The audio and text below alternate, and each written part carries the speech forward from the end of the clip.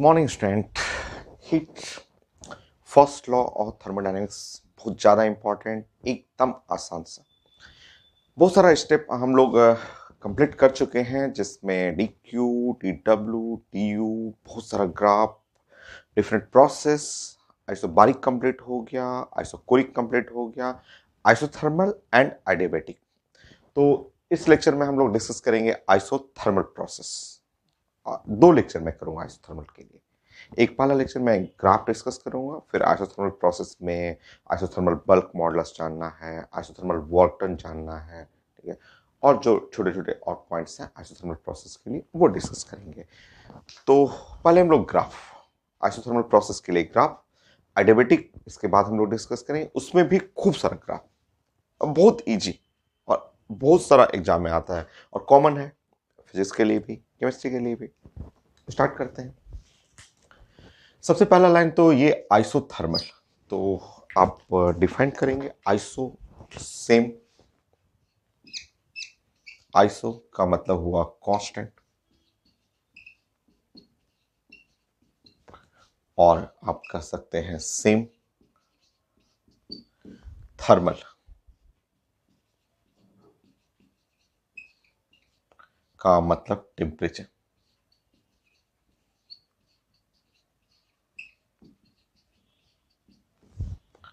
सो isothermal का मतलब same temperature, ये है आइसो थर्मल।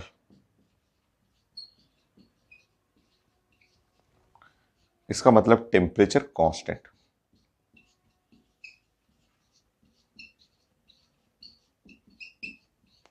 और टेम्परेचर जो है आइसोथर्मल प्रोसेस के लिए कांस्टेंट हो, ठीक है। टेम्परेचर कांस्टेंट हो गया, जैसे आइसोबारिक, आइसोकोरिक, उसी तरह आइसोथर्मल। टेम्परेचर कांस्टेंट के लिए एक स्टेप और समझना, आइसोथर्मल। आइसोथर्मल प्रोसेस जिसमें स्लो कंप्रेशन या स्लो एक्सपेंशन, वो आइसोथर्मल प्रोसेस होता है। फास्ट हो जाए तो एडियाबैटिक कहलाता है। जैसे कि साइकिल, बाइसाइकिल, आप क्लास आते हैं साइकिल से, और अगर साइकिल में एकदम छोटा सा बहुत महीन सा होल ट्यूब के अंदर, जैसे साइकिल पंचर बोलते हैं हम लोग, साइकिल पंचर हो गया, हवा धीरे धीरे धीरे धीरे हवा निकलते रहेगा, तो धीरे धीरे धीरे धीरे कंप्रेशन हो रहा है ट्यूब में, तो वो हो गया आइसोथर्मल। कई बार होता है कि आप साइकिल आ रहे हैं, अचानक टायर एकदम ब्लास्ट कर गया, ठीक है, बहुत तेज टायर ब्लास्ट किया, तो वो हो गया adiabatic process.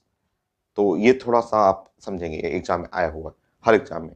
Slow process, slow compression या इलोंगेशन आइसोथर्मल, फास्ट कंप्रेशन या फास्ट इलोंगेशन एडियाबैटिक। सो आप लिखेंगे यहाँ पे सेकंड पॉइंट आइसोथर्मल में।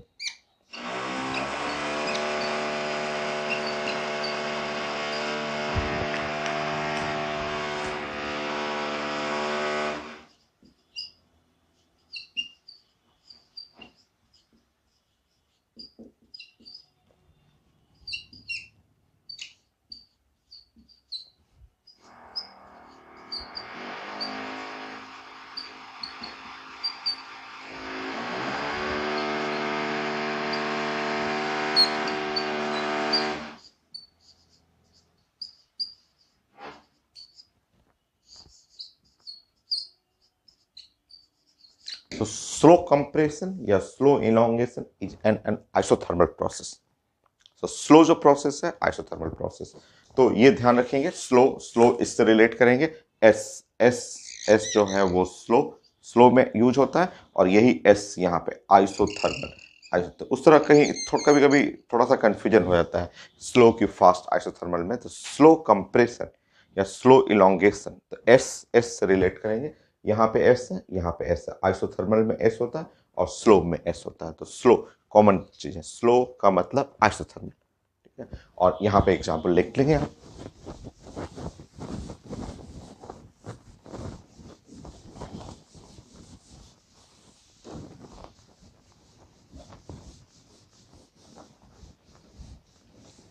जैसे साइकिल है, बाइसाइकिल है, और उसका जो ट्यूब है उसमें जो पंक्चर होता है, ये आप जानते हैं एयर, एयर रहता है यहाँ।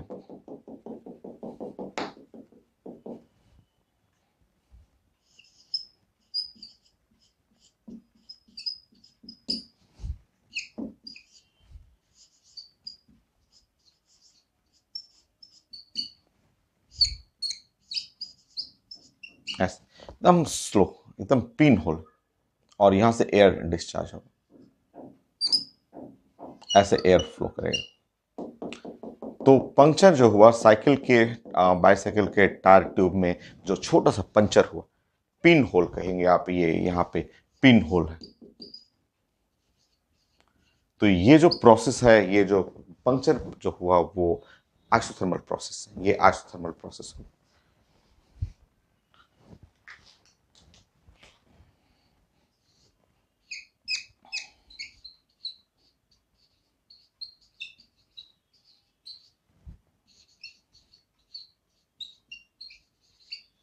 तो ये याद रहेगा आपको, एग्जाम में आया हुआ कि स्लो कंप्रेशन या स्लो इलोंगेशन आइसोथर्मल प्रोसेस, और फास्ट कंप्रेशन या fast elongation is an adiabatic process.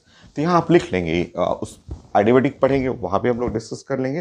तो यहाँ आप लिखेंगे फास्ट कंप्रेशन या इलोंगेशन।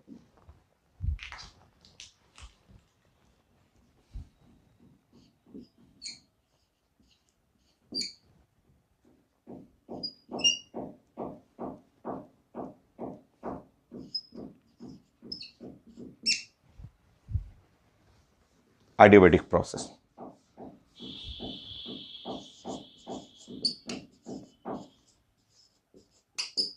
तो एडियाबैटिक हम लोग आगे पढ़ेंगे, आइसोथर्मल कंप्लीट करके हम लोग एडियाबैटिक प्रोसेस में वर्क करेंगे। तो आप यहाँ ऐसे सर्कल बना लीजिएगा कि ये आगे टॉपिक में हम लोग डिस्कस करेंगे। Isothermal slow, adiabatic fast process. जैसे टायर में अचानक ब्लास्ट कर गया, अचानक सारा हवा एक ही बार में तुरंत निकल गया, तो वो एडियाबैटिक हो गया, फास्ट हुआ वो प्रोसेस। तो ये है आइसोथर्मल के लिए हमें ग्राफ प्लॉट करना, और बहुत सारा ग्राफ एग्जाम में नया नया तरीके से ग्राफ पूछा जाता है। तो चलिए प्लान करते हैं हम लोग।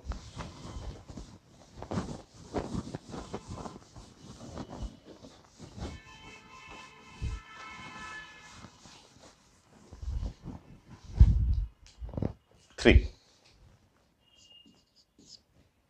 आइसोथर्मल के लिए प्लान करेंगे।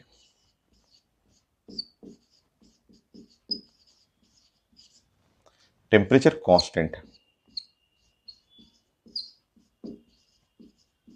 चलिए आप छोटा छोटा ग्राफ, अगर मेरा ऐसे पीटी ग्राफ रहा, ऐसे टी रहा और पी रहा, पीटी ग्राफ पढ़ना हो आइसोथर्मल प्रोसेस के लिए, टेम्परेचर कांस्टेंट है, और टेम्परेचर कांस्टेंट है तो ग्राफ कुछ ऐसे हो जाएगा। हो गया। नेक्स्ट, अगर वीडी ग्राफ पढ़ना हो, जैसे ये है वी और टी, वीडी ग्राफ पढ़ना हो ऐसे आइसोथर्मल प्रोसेस के लिए, तो टेम्परेचर कांस्टेंट है, टेम्परेचर कांस्टेंट है तो ग्राफ कुछ ऐसा हो जाएगा, ऐसा।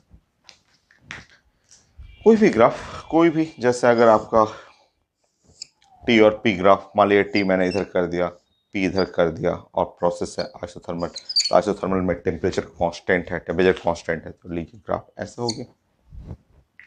हो गया। नेक्स्ट,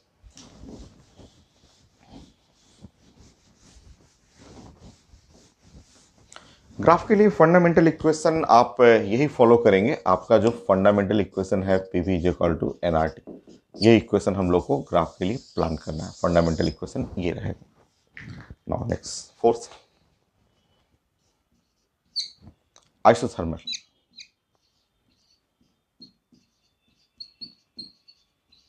टेम्परेचर कांस्टेंट, टेम्परेचर जो है वो कांस्टेंट होगा। सो अगर मैं पीवी प्लॉट करूं, अगर मैं आपसे प्लान करूं कि ये ग्राफ हम लोगों को प्लॉट करना है और पीवी आइसोथर्मल प्रोसेस के लिए, तो बड़ा आसान, ऐसे बोलेंगे कि आपका साइंस का जो फंडामेंटल इक्वेशन है PV is equal to NRT, ये है ना फंडामेंटल इक्वेशन। और पी है वाई एक्सिस, और ये है एक्स एक्सिस, और ये है राइट साइड जो हुआ वो कांस्टेंट। तो X Y is constant, rectangular hyperbola. तो ग्राफ कुछ ऐसे हो जाएगा, एक्स वाई कांस्टेंट ऐसे। ये रेड कलर का ग्राफ जो हुआ रेक्टेंगुलर,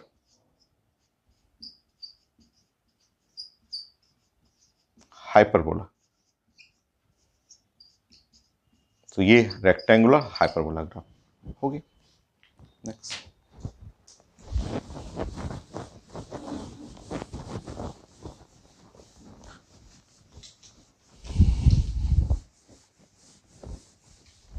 देखिए आप थोड़ा सा ऐसे कंपेयर करना सीखिए। मैंने आपको मैथ में चाहे पहले भी मैंने कई बार आपको समझाया है कि देखिए अगर ग्राफ मान लीजिए ये एक्स एक्सिस है और ये वाई एक्सिस है, ऐसे मैं थोड़ा सा बड़ा कर देता हूँ।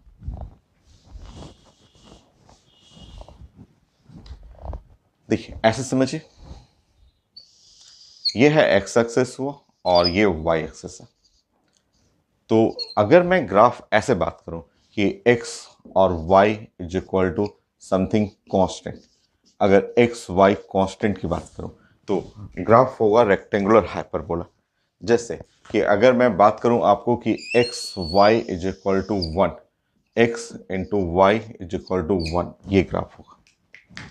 अगर मैं बात करूं ऐसे कि अगर मेरा ग्राफ ऐसे हो कि x y, अगर X Y is equal to 2 या 4 हो तो मेरा ग्राफ ऐसा हो जाएगा।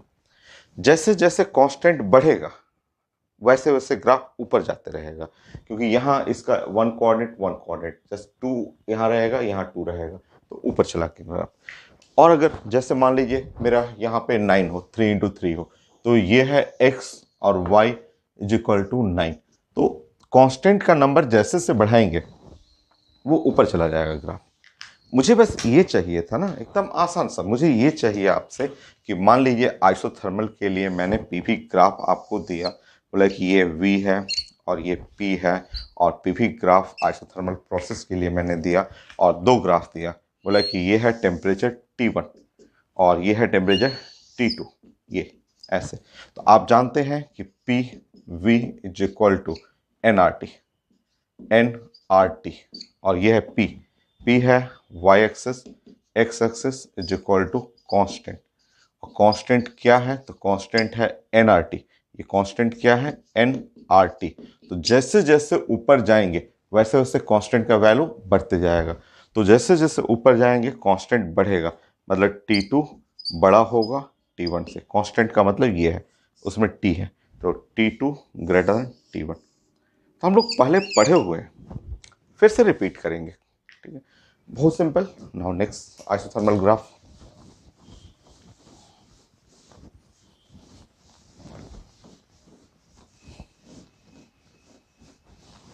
बताइए, बहुत सारा ग्राफ आता है। 6 पीवी ग्राफ है, और पीवी ग्राफ में मैंने डिफरेंट प्रोसेस आपको दे दिया। एक प्रोसेस ऐसे ऐसे दे दिया कि ये है टेम्परेचर T1 और ये है ग्राफ टेम्परेचर T2 पे, और ये ग्राफ है टेम्परेचर T3 पे, ये ग्राफ है T1 T2 T3 पे।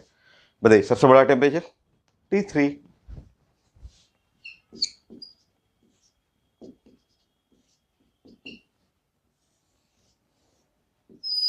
अब उसमें सारे टर्म में प्लॉट कर सकते हैं, जैसे जैसे मुझे ये समझाना था।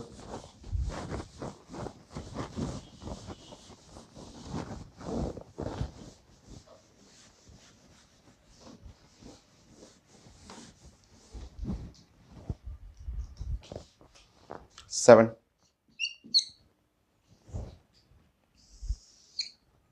मान लीजिए ये पीवी ग्राफ है ना, पीवी ग्राफ ऐसे मैंने कर दिया, पीवी ग्राफ। नेक्स्ट मैंने ऐसे दे दिया, बोला कि ये है टेम्परेचर T, अगेन ये भी ग्राफ है टेम्परेचर T पे, ये भी ग्राफ मैंने कर दिया टेम्परेचर T पे, बट अमाउंट अलग कर दिया, W1 W2 W3। मैंने अमाउंट अलग अलग कर दिया। मुझे वेट का ऑर्डर चाहिए, आसान सा। देखिए fundamental equation PV is equal to NRT।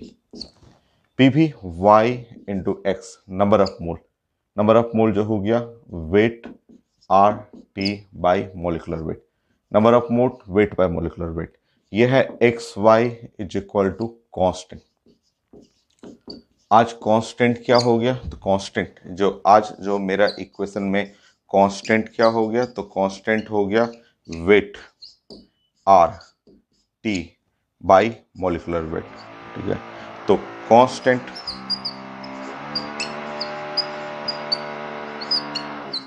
हुआ कांस्टेंट प्रोपोर्शनल टू वेट, और जैसे जैसे ऊपर जाएंगे कांस्टेंट का वैल्यू बढ़ता है W3 W2 W1।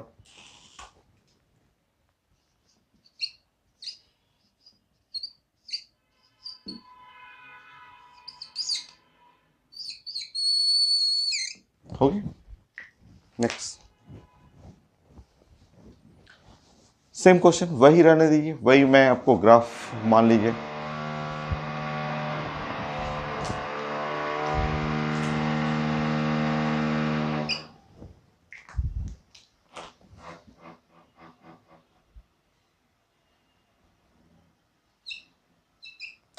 टेम्परेचर भी सेम है, अमाउंट भी सेम है, और मुझे चाहिए कि इसमें से कौन सा गैस हाइड्रोजन, कौन सा गैस ऑक्सीजन, कौन सा गैस नाइट्रोजन, ये चाहिए था। ये ऐसे।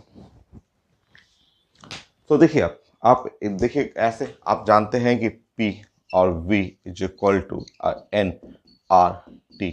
ये है Y into X number of mole, weight R T by molecular weight. ठीक है, तो ये कांस्टेंट हुआ, ये एक्स वाई जो इक्वल टू कांस्टेंट। और राइट साइड जो कांस्टेंट हुआ, कांस्टेंट ये यहाँ पे देखेंगे कांस्टेंट जो है इक्वल टू मॉलिकुलर वेट। इधर देखेंगे वेट सेम है, universal gas constant RT same है, तो proportional to 1 by molecular weight. तो जिसका मॉलिकुलर वेट कम रहेगा, जिसका मॉलिकुलर वेट कम रहेगा उसका कांस्टेंट सबसे ज्यादा। तो सबसे ज्यादा का मतलब ऊपर मॉलिकुलर वेट सबसे कम हाइड्रोजन का, उसके बाद ये है नाइट्रोजन और ये है ऑक्सीजन।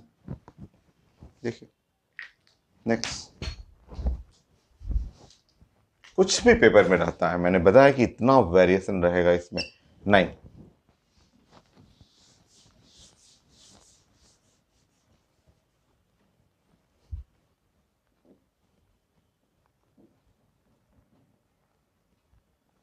मान लीजिए इस ग्राफ का इंटरनल एनर्जी U1, इसका इंटरनल एनर्जी U2, इसका इंटरनल एनर्जी U3। तो U चाहिए इंटरनल एनर्जी, इसका हमें ग्राफिकल फॉर्म चाहिए। U जो है वो है इंटरनल एनर्जी।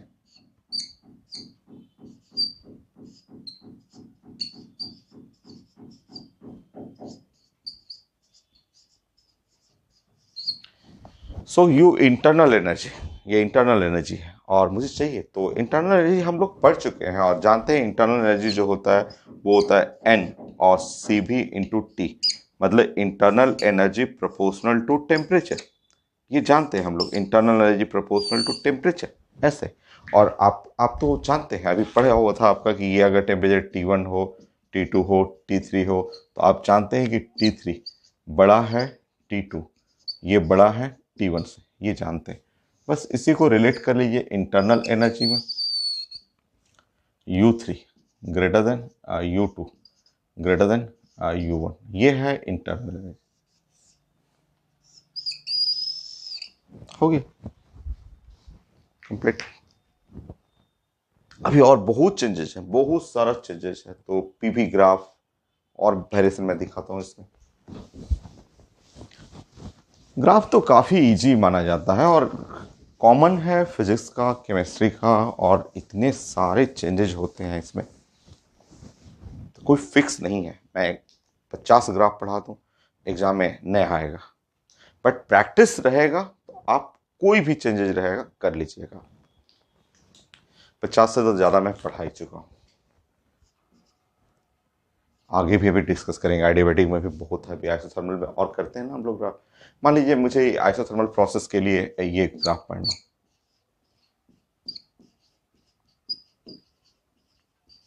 आइसोथर्मल के लिए पीवी तो मैंने कर लिया कि ये पीवी ग्राफ तो मुझे ये हो गया, आपने इसमें चेंजेस भी देख लिया। पीवी ग्राफ है, रेक्टेंगुलर हाइपरबोला है, ये तो आपने कर लिया। ठीक है, अब मुझे चाहिए था नया चेंजेस करके दिखाइए। Log P log V, isothermal के लिए log P log V. So isothermal process log P log we.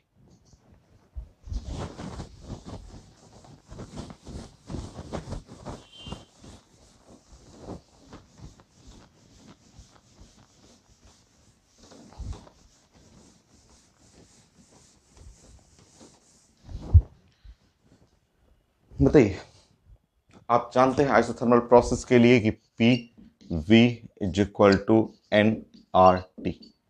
तो P into V is equal to N R T का मतलब एक कांस्टेंट। आप ऐसे कर सकते हैं, एन आर टी एक कांस्टेंट है। कांस्टेंट को लिख सकते हैं P into V is equal to K. लिख सकते हैं any number anything constant. Log लीजिए दोनों side. Log P into V is equal to K. Log P plus log V is equal to log K. log P plus log V is equal to log K। log P इसको उधर करिए, -1 log V plus log K। log P है y axis, -1 x plus सी, -1 x plus सी। log V x axis है, ये y axis है, और आप solve करेंगे y is equal to M X plus C. Straight line where m का value -1, m is called slope is equal to -1। Slope is what? Slope is called tan theta is -1। tan theta -1, theta is equal to 135 degree from x axis. So straight line, negative slope, positive intercept, and final graph like this, 135 degree angle from the x-axis. हो गया? ये बहुत variation है, endless variation graph में। अभी और करेंगे। 10 now 11 isothermal process बनी 11 में।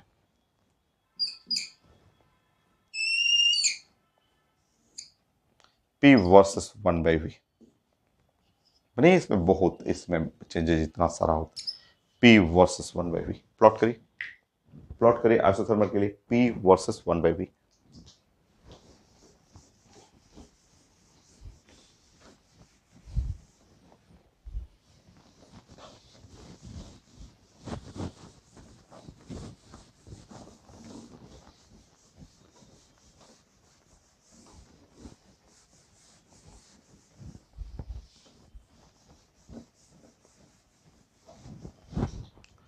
आसान सा ग्राफ देखिए, आप ऐसे समझें।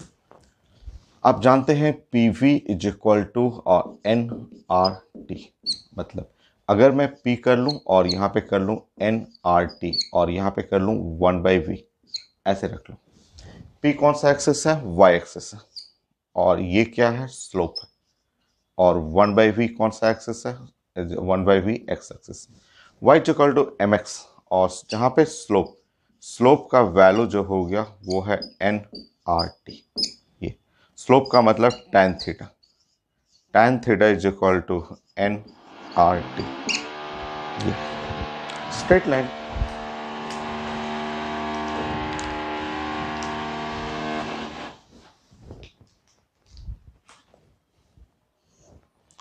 सो P वर्सेस 1/v ऐसे।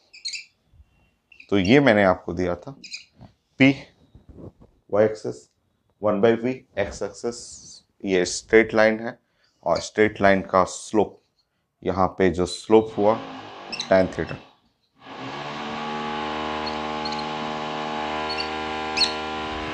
ओके,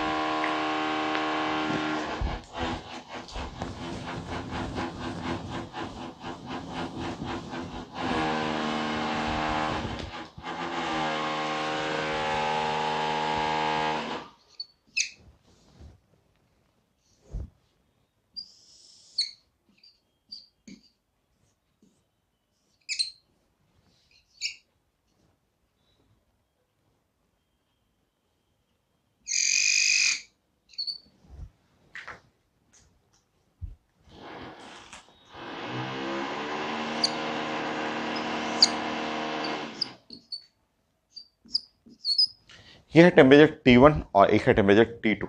T1 T2 में बड़ा छोटा चाहिए। आप जानते हैं अभी हम लोग डिस्कस किए और याद नहीं करना है, आप अभी भी तुरंत बना सकते हैं। P is equal to N R T और ये 1/v ऐसे, ये है y एक्सिस और ये है m और 1/v x एक्सिस। तो स्लोप, जो स्लोप है, स्लोप इज इक्वल टू हो गया एन आर टी। ये है स्लोप, स्लोप है एन आर टी के बराबर। स्लोप जो है ये एन आर टी ऐसे स्लोप कहलाएगा, ये ऐसे।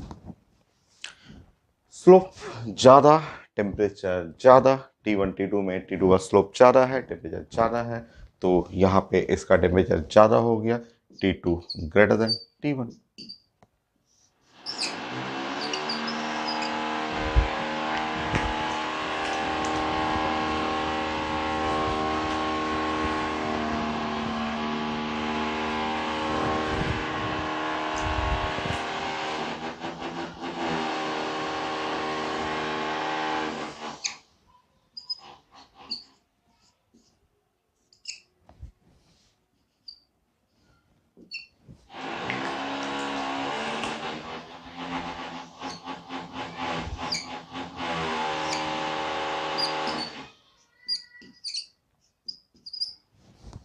Slope, same question, slope is equal to N R T. आप देख रहे हैं यहाँ पे P is equal to N R T और ये है 1/v।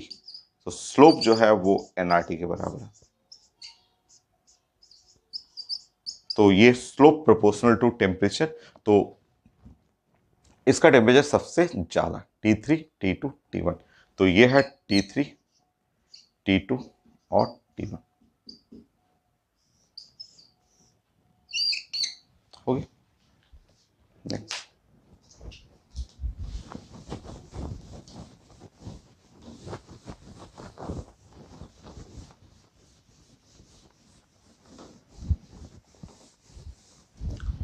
फोर्टीन,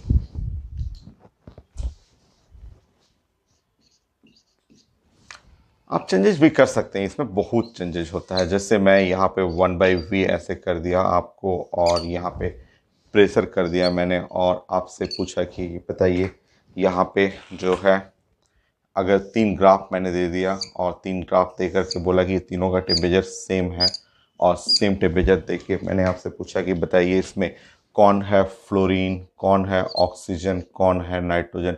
ये मैंने ऐसे ऑप्शन पूछा, फ्लोरीन, ऑक्सीजन और नाइट्रोजन, ये मैंने ऐसे आपसे पूछा। तो वो आप बना सकते हैं, कोई याद नहीं करना, तुरंत आप देख के बना सकते हैं। देखिए आपको है P और P V equal to N R T और ये है 1/v, ऐसे कर सकते हैं। आप नंबर ऑफ मोल का मतलब आप लिख सकते हैं वेट बाय मॉलिक्यूलर वेट, ऐसे लिख सकते हैं मॉलिक्यूलर वेट, और यहाँ कर सकते हैं 1/v। तो ये है y और यहाँ पे है m का मतलब ये स्लोप है और 1/v x axis, y is equal to ऐसे स्लोप। अब ये स्लोप है WRT/m0, ये स्लोप जो हुआ ये है WRT/m0। सो जिसका मॉलिक्यूलर वेट कम रहेगा उसका स्लोप सबसे ज़्यादा, तो जिसका मॉलिक्यूलर वेट कम हो उसका स्लोप सबसे ज़्यादा हुआ। तो मॉलिक्यूलर वेट सबसे कम है N2 का, देन ऑक्सीजन O2 का, देन F2 का। हो गया।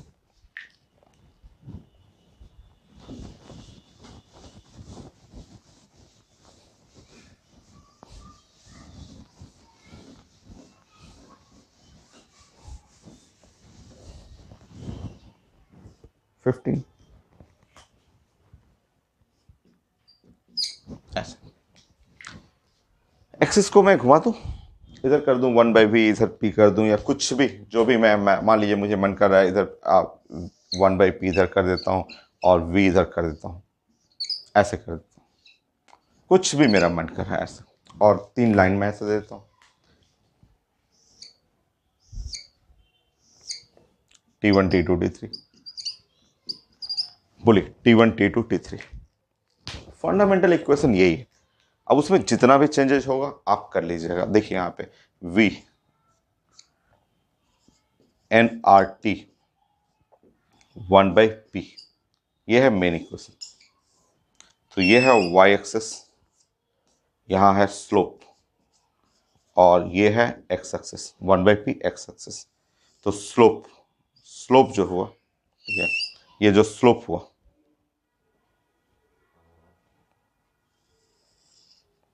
स्लोप जो हुआ वो एन आर टी के बराबर। तो स्लोप, ये जो स्लोप देख रहे हैं वो एन आर टी, ये जो स्लोप हुआ वो equal to N R T के बराबर हो गया, ठीक है, ऐसा स्लोप जो हो गया। तो जिसका टेम्परेचर ज़्यादा हो, स्लोप ज़्यादा हो, उसका टेम्परेचर ज़्यादा, तो T3 ग्रेटर देन हो गया। देखिए तो 16, कुछ भी मैं चेंज कर सकता हूँ, कोई चेंजेज हो सकता है यहाँ पे।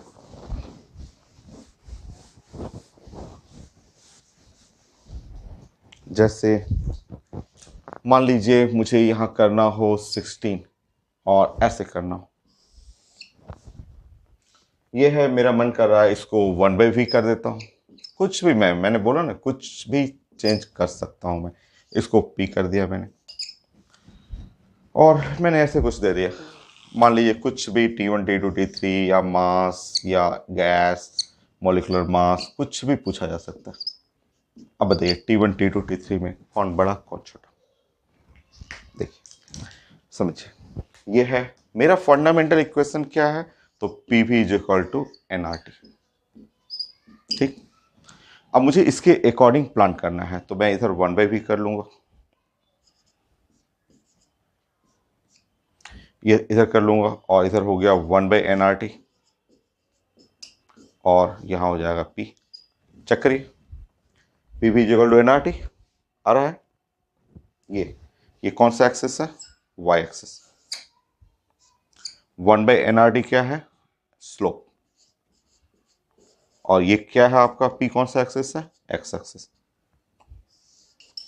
स्लोप चेक करेंगे यहाँ पे इस इक्वेशन का स्लोप चेक करिएगा, तो slope is equal to 1/nRT, ये है स्लोप। तो बताइए, जिसका स्लोप ज़्यादा, सबसे ज़्यादा स्लोप इसका है, सबसे ज़्यादा स्लोप, तो टेम्परेचर सबसे क्या होगा? कम।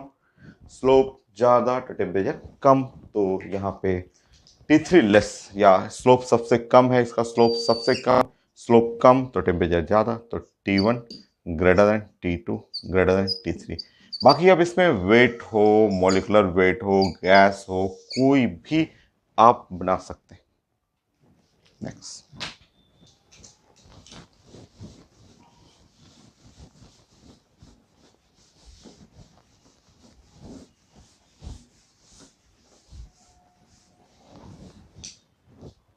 सेवनटीन, मान लीजिए आइसोथर्मल, ऐसे लिखा हुआ आइसोथर्मल, टेम्परेचर कांस्टेंट है, और मैं आपसे ऐसे पूछूं कि मेरे पास है PV और इस साइड P है, तो इस साइड प्रेशर है और इस साइड का जो एक्सेस है PV एक्सेस है, और मुझे प्लॉट करना है आइसोथर्मल के लिए। ठीक है, तो आप जानते हैं, आप पढ़े हुए हैं कि ये साइंस में PV इज इक्वल टू और nRT, तो ये PV P into V nRT, right side constant है, टेम्परेचर कांस्टेंट है, R is the universal gas constant है, तो इस साइड राइट साइड जो हो गया वो कांस्टेंट हो गया। PV कौन सा एक्सिस है? Product of PV y axis है, y is equal to constant हुआ, और y is equal to constant का मतलब ये straight line, simple straight line, okay straight line.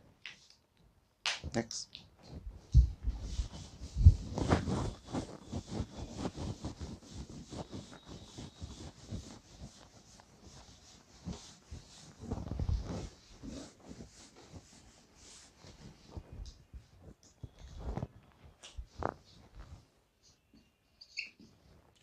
मान लीजिए मुझे ये प्लॉट करना हो, और PV और ये P, और ये यहाँ पे ऐसे लिखना है PV, ये प्रोडक्ट ऑफ PV, और ये मान लीजिए 3 ग्राफ दिया गया मुझे, तीन ग्राफ, एक ग्राफ दिया गया फॉर टेम्परेचर T1 के लिए, दूसरा ग्राफ दिया गया फॉर टेम्परेचर T2 के लिए, तीसरा ग्राफ दिया गया टेम्परेचर T3 के लिए।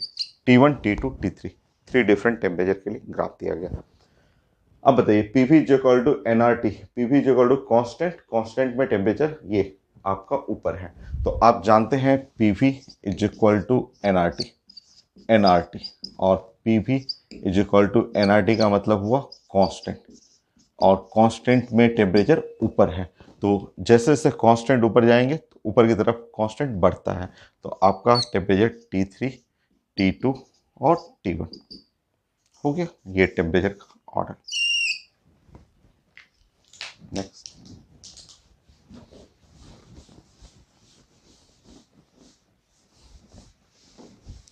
कोई भी मास का, गैस का, किसी के लिए भी आप पढ़ सकते हैं।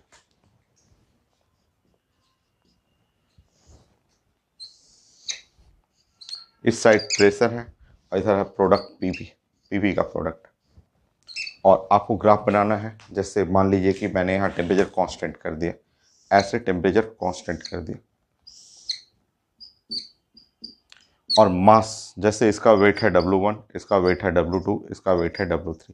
अब वेट का मुझे ऑर्डर चाहिए, कौन बड़ा कौन छोटा, एकदम आसान है। देखिए वो प्लांट बनाना है आपको।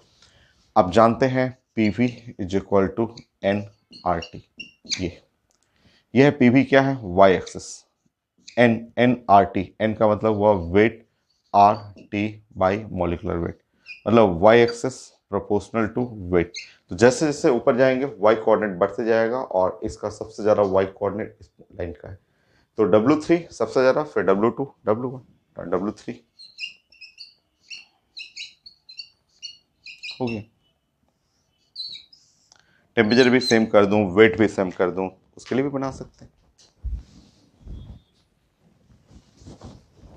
20, मान लीजिए मैंने टेम्परेचर भी सब सेम दे दिया, सबका वेट भी, सारा जो गैस है उसका अमाउंट भी सेम कर दिया। अब मैंने यहाँ पे आपको थ्री डिफरेंट गैस दे रखा है, एक है हाइड्रोजन, एक है ऑक्सीजन और एक है क्लोरीन, ऐसे मैंने गैस दे रखा है, डायटोमिक गैस आपका। तो आप देखेंगे ये PV equal to NRT, number of mole हुआ, वेट आर टी और डिवाइड बाय मॉलिक्यूलर वेट, ऐसे। वाई एक्सिस, वाई एक्सिस और वाई एक्सिस हुआ, और ये 1 बाई मॉलिक्यूलर वेट, ऐसे। मॉलिक्यूलर वेट जिसका कम होगा उसका वाई कोऑर्डिनेट सबसे ज्यादा, इसका मतलब करेक्ट आंसर ये सबसे कम मॉलिक्यूलर वेट हाइड्रोजन का, देन ऑक्सीजन का और देन क्लोरीन का। तो मॉलिक्यूलर वेट कम हो तो वाई कोऑर्डिनेट ज्यादा।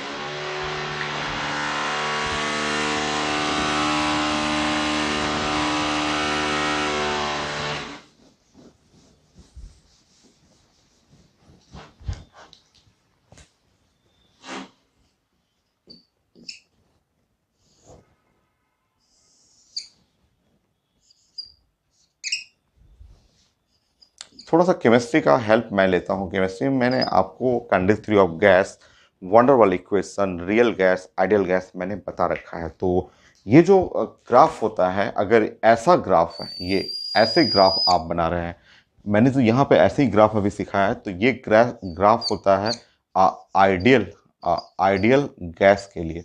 बट रियल गैस हम लोग जानते हैं कि डेविएट करते हैं, बॉयल्स लॉ से, चार्ल्स लॉ से, गैस लॉ से रियल गैस डेविएट करते हैं, और हम लोग क्लास में पढ़ चुके हैं कि वेरी लो प्रेशर पे तो एक जैसे जाएगा, बट धीरे धीरे ये डेविएशन शुरू हो जाता है। तो ये जो ग्राफ है रियल गैस के लिए, तो थोड़ा सा केमिस्ट्री भी थोड़ा थोड़ा यूज करते रहेंगे, पढ़े हुए हैं तो थोड़ा रिपीट कर लेंगे कि ये जो ग्राफ स्ट्रेट लाइन जो हर जगह बना रहे हैं ना पीवी वर्सेस पी का, वो आइडियल गैस के लिए। रियल गैस थोड़ा सा डेविएट करता है, अगर प्रेशर बहुत लो रहेगा तो real gas ideal gas same होता है। Next,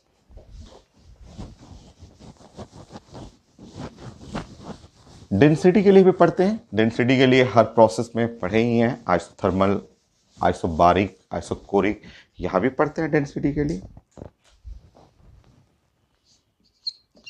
23 row for density,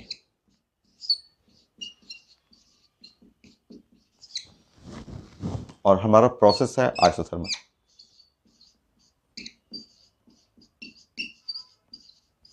isothermal में टेम्परेचर कांस्टेंट।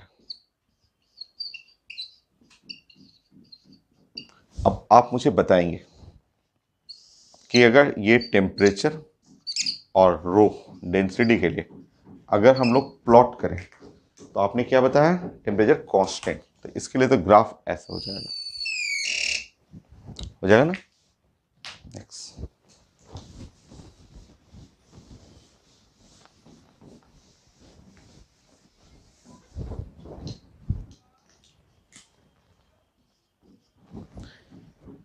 सो डेंसिटी और वॉल्यूम आइसोथर्मल के लिए प्लॉट करेंगे तो ये भी आसान है। आप जानते हैं density is equal to mass by volume, तो density into volume is equal to mass. Density हो गया y कोऑर्डिनेट, वॉल्यूम है x coordinate, x Y is equal to constant. X y constant एक रेक्टेंगुलर हाइपरबोला को represent करेगा, ठीक है। Next, density और प्रेशर आइसोथर्मल प्रोसेस के लिए यहाँ पे प्रेशर और डेंसिटी जरा प्लॉट करते हैं हम लोग। तो आइसोथर्मल के लिए तो आप जानते हैं fundamental equation Pv is equal to N R T. तो P और V number of mole, weight R T by molecular weight, ऐसे। तो P और यहाँ पे हो गया डेंसिटी के लिए ऐसे प्लॉट करेंगे, वेट बाय वॉल्यूम और आर टी और एम नॉट। तो ये P हो गया और ये है रो और are T by am not. तो इसको आप डेंसिटी इधर कर लेंगे और am not by R T into P, ऐसे।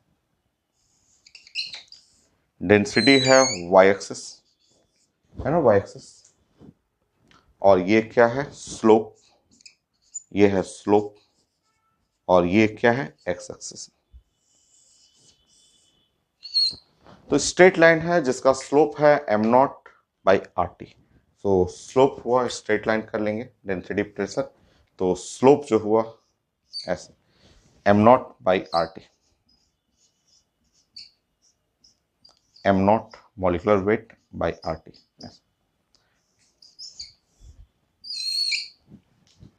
ठीक है। और अगर इसमें वेरिएशन करना है आपको तो देख लीजिए।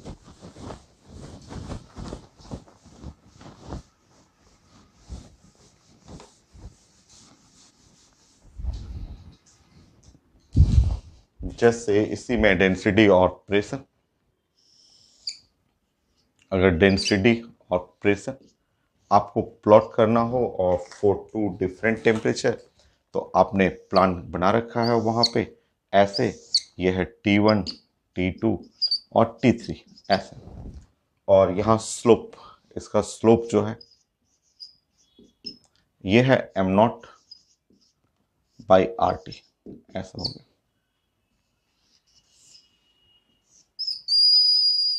ऐसा। स्लोप जो है am not by are T, ये स्लोप हो गया।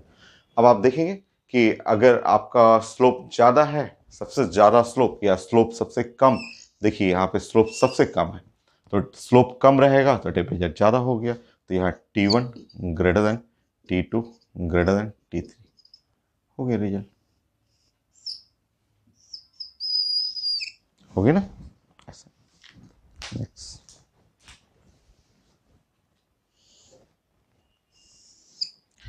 तो ये है डेंसिटी, प्रेशर, और डेंसिटी और प्रेशर में ऐसे। और यहाँ पे 1 2 3,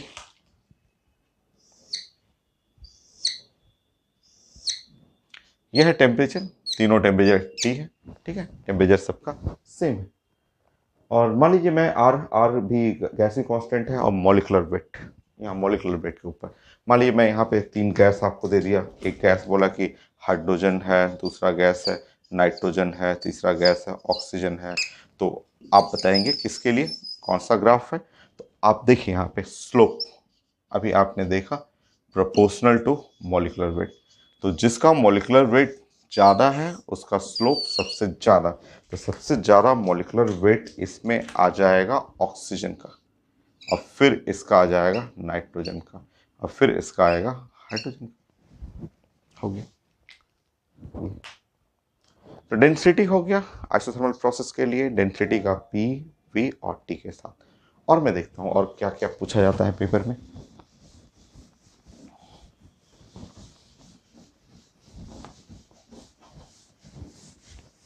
अभी इसको आइडियोबेटिक के साथ मिक्स करेंगे तो बेस्ट ग्राफ, सबसे अच्छे से ग्राफ वहाँ मिलेंगे आइडियोबेटिक के साथ मिक्स करने पे। तो अभी आइसोथर्मल में 24 पॉइंट आपका है प्रोसेस आइसोथर्मल, जहाँ टेम्परेचर है कांस्टेंट,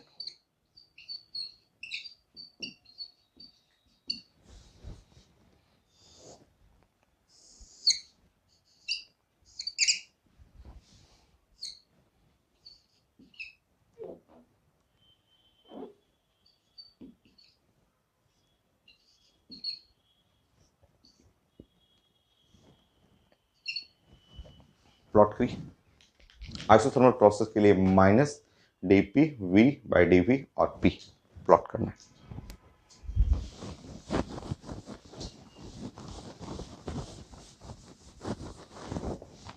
मुझे तो देख रहा है ये ग्राफ पता चल रहा है। स्ट्रेट लाइन है पासिंग थ्रू द ओरिजिन, मुझे देखते पता चल गया कि स्ट्रेट लाइन आता है एग्जाम में, आया भी हुआ है कि straight line passing through the origin. कैसे इतना जल्दी मैंने, तो वो थोड़ा सा मैथ प्रैक्टिस करेंगे। आप जानते हैं फंडामेंटल इक्वेशन यही है, P V is equal to N R T है ऐसा। तो P into V, right side जो है वो तो है कांस्टेंट, राइट साइड कांस्टेंट हो गया। ठीक, जो राइट साइड कांस्टेंट हो गया इसका मतलब आप लिख सकते हैं P into V is equal to K. वो डिफ्रेंसिएशन है तो मैं इसको डिफ्रेंशिएट कर रहा हूँ दोनों side, P variable V variable. छोटा सा मैथ डिफ्रेंशिएट करने का तरीका, तो यहाँ डिफ्रेंशिएट बोथ साइड,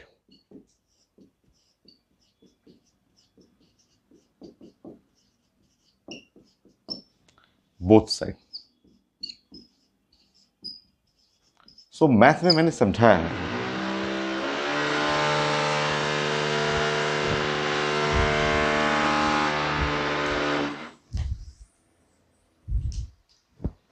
कुछ रिपेयरिंग का वर्क चल रहा है, थोड़ा सा रिपेयरिंग है तो थोड़ा क्लासेस में डिस्टर्ब आ रहा होगा, डिस्टर्बेंस।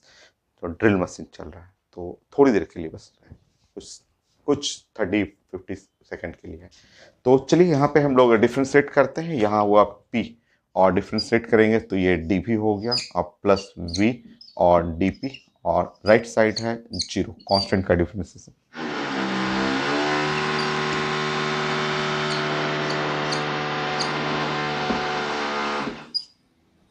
होगी देखिए, ठीक है। तो माइनस V और dP, P into D P minus V into D P और divide by D V is equal to P, है ना। देखिए लेफ्ट साइड ये है वाई एक्सेस, यही है Y axes, right side X axes है, तो वाई एक्सेस और राइट साइड है X axes. Straight line passing through the origin, y is equal to M X angle 45 degree. देखिए हो गया।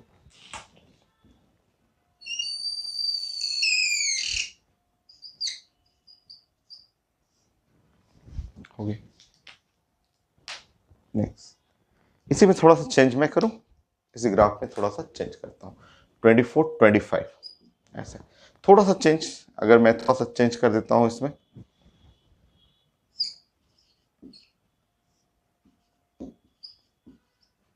थोड़ा सा चेंज कर देता हूँ। तो आइसोथर्मल प्रोसेस थोड़ा हल्का सा चेंज किया मैंने। अब आप बनाइए अपना, प्लॉट करिए, आसान है, सामने आंसर भी है, आप प्लॉट करिए। मैं कुछ खोजता हूँ कि कुछ बचा है या सारा मैंने कंप्लीट करा दिया। मैं नया कुछ क्वेश्चन सर्च कर रहा हूँ, कुछ नया मिल रहा है कि नहीं। कंप्लीट करिए तब तक आप। सारा तो मैंने कर दिया, सारा ग्राफ बना दिया मैंने, सारा कुछ हो गया कंप्लीट, मैंने ग्राफ पूरा कर दिया है। चलिए अब आप बताएंगे, ये वही चीज़ है, वही प्रोसेस है, वही सब कुछ वही है। और अगर मैं यहाँ पे यहाँ तक चेंजेस करूँ, और क्या है -dv, और अच्छा चलिए मैं इधर कर देता हूँ, इसको उस साइड ले लेता हूँ, -dv v into D P, ऐसे ये चला गया उधर, -dv और v इंटू डी पी और into P is equal to 1। ये एक्सेस है y एक्सेस और ये एक्सेस है x axes, X Y is equal to 1, X Y 1 जो हो गया, ये हो गया रेक्टेंगुलर हाइपरबोला। ये हो गया ना, रेक्टेंगुलर हाइपरबोला। ये तो 25 कंप्लीट है मेरा। और एक क्वेश्चन बाकी मैंने चेक कर लिया है बुक से कि सारा आया हुआ हो गया, तो यस सब कंप्लीट हो चुका है। एक छोटा सा क्वेश्चन आप ऐसे बता दीजिए, आप जानते हैं, बस रिवीजन कर लीजिए। 26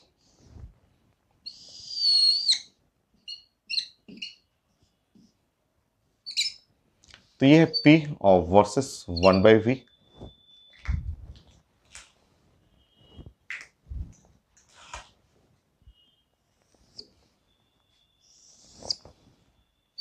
ये पॉइंट है 1, ये पॉइंट है 2, ये पॉइंट है 3, ये पॉइंट है 4। 1 2 3 4, 1 2 3 4। इन चारों पॉइंट का मुझे टेम्परेचर चाहिए। जैसे 1 2 3 4 का मतलब मुझे चाहिए था इस पॉइंट का टेम्परेचर, इस पॉइंट का टेम्परेचर, इस पॉइंट का टेम्परेचर और इस पॉइंट का टेम्परेचर, ऐसे चारों पॉइंट का टेम्परेचर चाहिए, ऑर्डर चाहिए, ऑर्डर ऑफ टेम्परेचर। आसान है, कोई रटना नहीं है कुछ, ये नहीं कि आपको याद करना है, बस आप फट से स्लोप बनाइएगा। और fundamental equation P is equal to NRT, तो P is equal to NRT और 1/v, तो ये y एक्सेस है और ये है स्लोप, और 1/v जो है वो x एक्सेस है। Slope is equal to NRT, slope proportional to temperature, slope proportional to temperature, और T1 T2 T3 T3 T4, आप सबसे ज़्यादा स्लोप इसका है, ये स्लोप इसका है ज़्यादा, तो टेम्परेचर, तो आप बोलेंगे T4 equal to T3 greater than T2 equal to T1। ये टेम्परेचर का ऑर्डर हो गया। तो ग्राफ मेरा कंप्लीट। आइसोथर्मल प्रोसेस के लिए कितने पॉइंट हो गए? 26। आइसोथर्मल प्रोसेस में एक लेक्चर और मैं लूंगा जिसमें isothermal bulk modulus of elasticity, isothermal work done और कुछ और पॉइंट जैसे slope of isothermal graph next lecture में डिस्कस करता हूँ।